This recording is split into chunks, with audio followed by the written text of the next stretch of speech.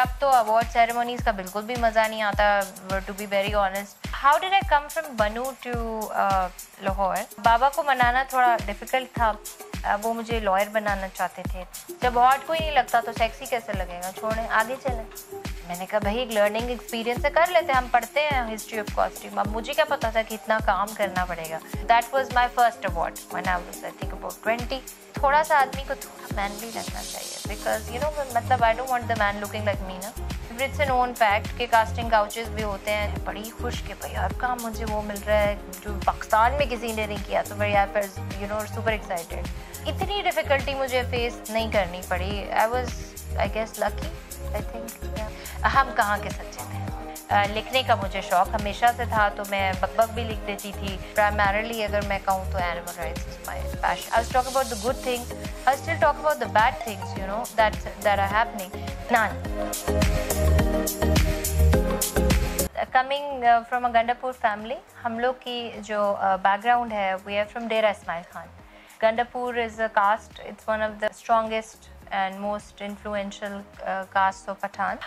How did I come from Bannu to Lahore? Okay, it's an interesting journey. I may have been born in Bannu, but I was like my father was a judge. He was posted there, and me and my brother we were born there. I was a year old. तो हम Peshawar move हो गए. We moved to Peshawar. Baba got posted there.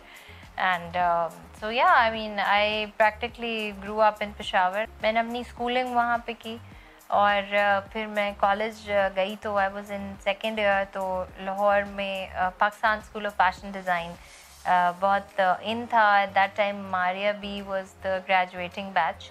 You know I was so inspired by the whole fashion scene and मेरी family में और कहीं पे इतना उसके मुतालिक कभी किसी ने सोचा नहीं था कि आप काम करोगे। यू नो फैशन भी कोई पढ़ाई है।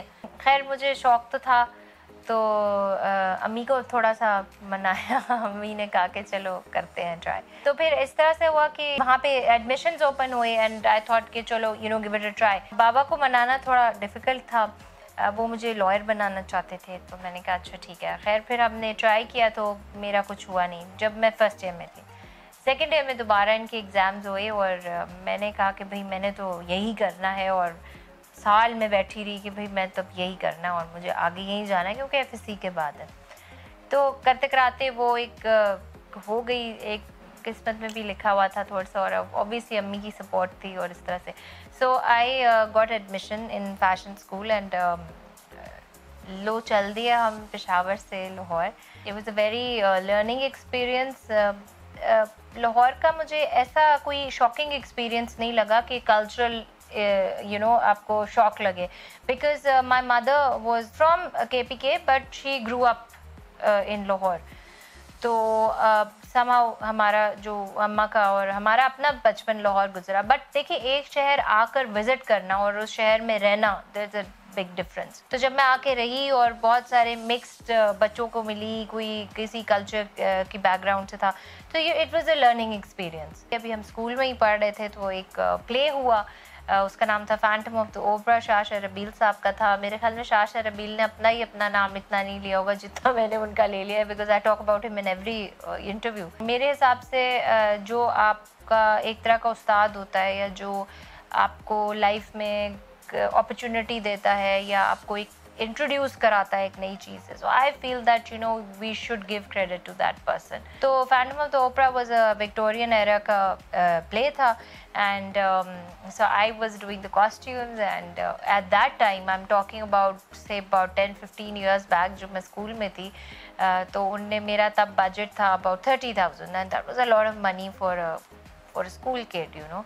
तो मैं बहुत इम्प्रेस अपने आप से कि यू नो, लेकिन मैं बड़ी खुश ले लिया। उन्होंने कहा भाई तुम हिस्ट्री ऑफ कॉस्ट्यूम्स पढ़ती हो तो ये एक विक्टोरियन एरा कभी पाकिस्तान में हुआ नहीं है, आम कोई बंदा कर नहीं पड़ेगा, थिएटर के प्ले कॉस्ट्यूम्स है तो तुम कर लो।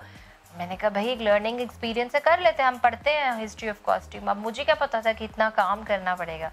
तो उनने सही मुझसे वो एक लेबर जो होता है ना, लेबरर की जो एक हालत होती है वो हमारी थी। बट बड़ा मज़ा आया उसमें, मेरे कुछ अच्छे फ्रेंड्स भी बने उसमें। हमारे आजकल के एक बहुत बड़े एक्टर हैं उमैर राना, माशाल्लाह बॉडी he is a very talented actor. तो he was the lead in the play. तो बड़े मज़े मज़े के लोग वहाँ से तब निकले और बस फिर उसके बाद वो प्ले बड़ा अच्छा हो गया, हिट हो गया, 10 दिन चला। फिर गवर्नर साहब ने हमें अवार्ड्स प्रेजेंट किए उसके लिए। तो that was my first award when I was I think about 20 and still in school fresh. तो आई थिंक वहाँ से अवार्ड्स का जो सिलसिला है वो भी स्टार्ट हो गया, थोड़ा सा नाम बनाने का भी सिलसिला स्टार्ट हो गया। फिर उसके बाद Atish Shahzad sahab, my second mentors, they were doing the hair and makeup for it, for the play. So they said कि इतने खूबसूरत कपड़े बन गए, बड़े मज़े का। मेरा बड़ा दिल कर रहा है कि हम इस तरह का एक फ़ैशन शूट कर दें। तो पाकिस्तान में किसी ने नहीं किया। हमें वो एक हमने बड़े मज़े की थीम क्रिएट की। अच्छा, उसमें मज़े की बात यह है कि आप हैरान हो जाएंगे सुन के कि हमारी जो मॉडल थी उसमें कौन थी। हमारी मॉडल थी जी उसमें रीमा खान। हमारी जो अपनी एथनिक ब्यूटी है पाकिस्तानी, वो बहुत ब्यूटीफुल है, no doubt about it. But क्योंकि थीम ऐसी थी तो वी नीडेड वेस्टर्न फेस। अब वो हम कहाँ से ढूंढें? फिर मुझे ख्याल आया कि we should do it with Reema and Shahzad भाई वगैरह के साथ वो काम करती थी, तो obviously she would not say no to them. उनने भी कहा कि एक न्यू एक्सपीरियंस है तो लेट्स डू इट। फिर हमने किया and it was a big hit and it got printed in Instep. और बस वहाँ से वो फिर मेरे स्कूल के नोटिस बोर्ड पे भी लगा। Meanwhile, I had changed fashion schools. I had switched from main fashion school to another fashion school. वो मतलब ये सारा कुछ इकट्ठा चल रहा था साथ। बस फिर उसके बाद वो अच्छा हो गया, एक अच्छा रिस्पांस मिला। और फिर हम करते गए जिया अली के साथ, फिर सेकंड शूट किया। फिर मैं मीनवाइल हम मलिया के साथ करते रहे, मलिया नायपॉल, तारिक अमीन, हुमायूं खान के साथ। और तो बस इस तरह मेरा फैशन जर्नी स्टार्ट हो गया और वो चलती गई। आई वॉज माशाल्लाह अल्हम्दुलिल्लाह, I was like really lucky. I got a good break at a very young time, at a very young age, and almost instantly, like within a year or two. इतनी difficulty मुझे face नहीं करनी पड़ी। I was, I guess, lucky. I think. Yeah. Leg pulling इतनी ज़्यादा face की करता है, हर कोई करता है, और favoritism भी होते हैं, और there's a lot of politics as with any career or any profession that you choose.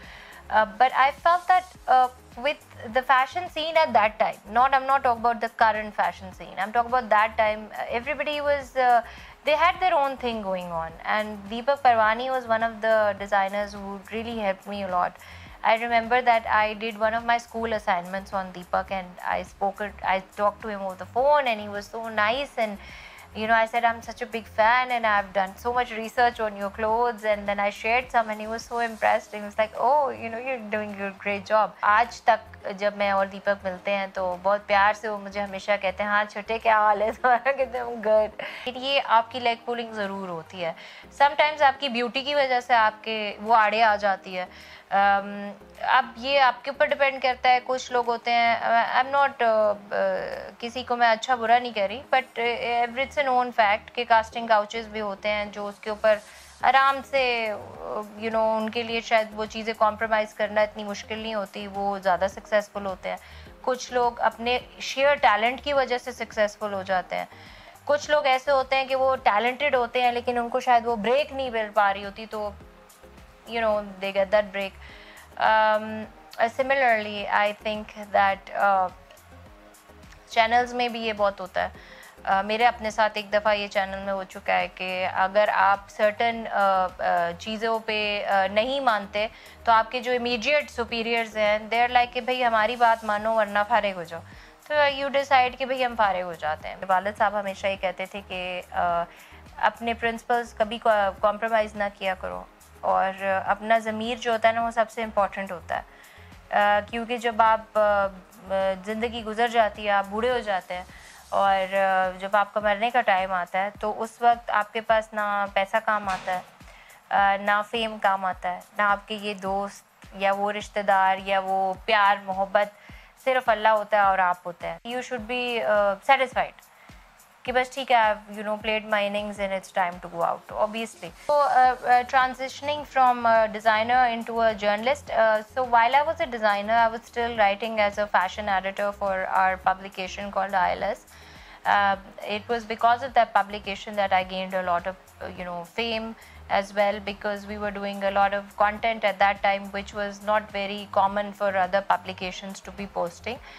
We were very famous for a very large size of the magazine and some interesting stuff, a little controversial for that time, forward thinking.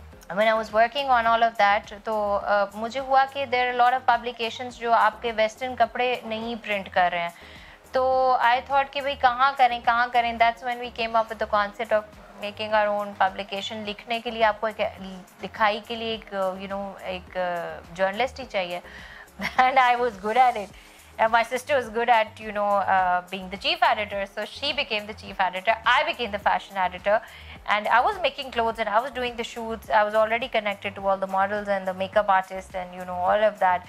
तो अपने साथ साथ जो मेरे friends थे designers, मैंने उनका भी काम डालना शुरू कर दिया, and it become like after that it became a big success.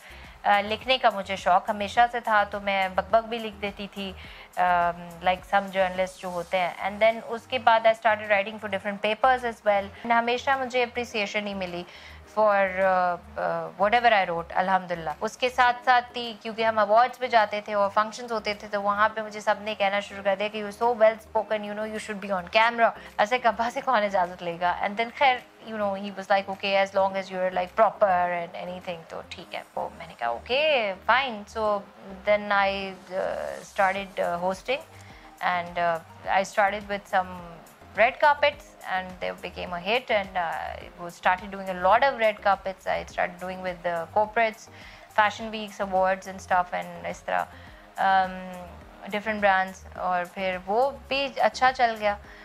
फिर उसके बाद सोचा कि कुछ और कर लूँ, तो फिर इस तरह करते करते फिर हम एक और चौथी, मतलब ये तो 4 चीज़ें हो गई. फिर 5वां मैंने सोचा कि चलो अब it's good to be an anchor as well. तो फिर मैंने co-hosting शुरू कर दी with Fiza Ali and different famous host जो है हमारी ऑन डिफरेंट चैनल्स. तो वहाँ से भी मुझे बहुत रिकग्निशन मिला, और अपने ख़ुद के भी 1-2 शोज़ होस्ट किए, और बस फिर गेस्ट के तौर पे तो मैं जा ही रही थी पिछले 10-15 साल से. I believe in positive journalism, ठीक है. मैं इस बात पे बिलीव करती हूँ कि आप जहाँ पाकिस्तान की फॉर एग्ज़ाम्पल वीकनेसेस को हाईलाइट करते हैं, we all have those problems, but I also like to look on the bright side of it. नाराज़ तो मैं नहीं कहूँगी, लेकिन हाँ ये ज़रूर हुआ कि कुछ अवार्ड सेरेमोनीज़ थी जिनने मुझे बहुत प्यार दिया और बुलाते रहे, और कभी मैं उनके बारे में कह देती थी कि इतना मज़ा नहीं आया. और अब तो अवार्ड सेरेमोनीज़ का बिल्कुल भी मज़ा नहीं आता, टू बी वेरी ऑनेस्ट. देखते ही हैं कि बहुत सारे अवार्ड सेरेमोनीज़ के ऊपर काफ़ी सारी मॉडल्स का या मेल्स का फीमेल्स के ड्रेसेस को लेके, उनकी ड्रेसिंग अप को लेके बहुत क्रिटिक होती है, and most of it is negative. And I feel that maybe it's not very unfair because some people really push the boundaries ना. तो आप ज़रूर करें. I have always been a firm believer कि आप बहुत fashionable लग सकते हैं, आप बहुत stylish लग सकते हैं covered कपड़े पहन के भी. स्टाइल डिवा बनने के लिए आपको सब कुछ रिवील करने की ज़रूरत नहीं है. और हाँ, आदमी मेट्रोसेक्सुअल भी बहुत अच्छे लगते हैं, लेकिन थोड़ा सा आदमी को थोड़ा मैनली लगना चाहिए, बिकॉज मतलब I don't want the man looking like me ना. लेकिन ये ज़रूर है कि कभी कभी लोग ऑफेंड हो जाते हैं. आप किसी और सेंस में कह रहे होते हैं, जैसे हम स्टाइल अवार्ड्स हो गया, ARY अवार्ड्स हो गया. आई फील दैट हमारी अवार्ड सेरेमनीज़ में वो ह्यूमर या वो एनर्जी लैक करती है, स्पेशली जो होस्ट होते हैं, जो शोज़ होस्ट कर रहे होते हैं, जो होनी चाहिए एक अवार्ड सेरेमनी. पता नहीं, मुझे तो कुछ इतना कोई हॉट नहीं लगता. मायरा खान. जब हॉट कोई नहीं लगता तो सेक्सी कैसे लगेगा? छोड़ें, आगे चलें. मरियम नवाज शरीफ. इमरान खान. दाल चावल. Chris Hemsworth. थॉर. पता नहीं, कोई इधर तो कोई नहीं.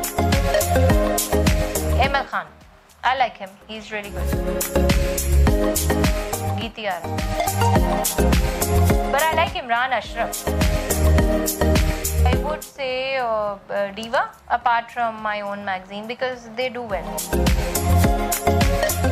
I like Shaila Shatur. Atashizar. still. I love horror movies because I think life is so full of horrors and I like cheap thrills. तो मेरी favorite genre जो है वो horror. हम कहाँ के सच्चे थे. I really like that character. वो क्या है maid जो बनती है. She's so interesting. Try. Lahore में एलांतो. नान.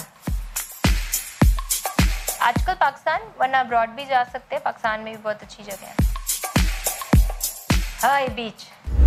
मैं आपको मज़े की सबसे इम्पॉर्टेंट बात बताना भूल गई कि मैं बचपन से I grew up in a family which was a animal lover family.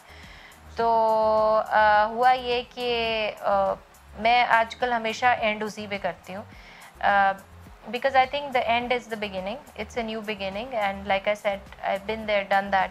And this is now my first passion. It always was. I lost my mother. Then I felt कि यार ये सी चीज़ें बड़ी meaningless हैं. और जब आपका अरूज होता है या आप मज़े कर रहे होते हैं या फिर आ रहे होते हैं तो हर कोई आपके साथ रहना चाहता है. जब आपका डाउन टाइम आता है ना, when you're like on a downer या आप खुश नहीं हैं, तो आपके बड़े अच्छे दोस्त आपको छोड़ देते, तो कहते हैं ये तो रोता पिटते रहता है, you know. And then at that time, I again felt that the closest to me were my animals. When I was sad, I was crying, missing my mother, they would come around me, they would sit around me, मेरे ऊपर आके बैठ जाएं, साथ बैठ जाएं, चुपके साथ. And कहते हैं ना कि जानवरों की जो सिक्स सेंस होती है वो बड़ी स्ट्रॉन्ग होती है. एंड ये मैं आपको बता सकती हूँ कि इन कई सालों में मैंने ये इतना एक्सपीरियंस किया है. And I have just learn that animals are sometimes even better than human beings. So now my life's work and passion is to dedicate all my time and my energy to helping animals fight for their rights. And I think I'm succeeding because हमारी field से लोग इतना काम नहीं करते इसके ऊपर. तो मैंने सोचा कि अब अल्लाह ने अगर एक नाम दिया है और एक इज़्ज़त बन गई है और कुछ थोड़ी सी माशरे में स्टैंडिंग है, लोग समझते हैं आपको कुछ, तो आप उसको एक अच्छे कॉज के लिए क्यों ना यूज़ करें. तो I started working for social rights, human rights and animal rights. But primarily अगर मैं कहूँ तो animal rights is my passion. And that's last year or 2 years back we created Saya Animal Welfare, which was in memory of my father and my mother.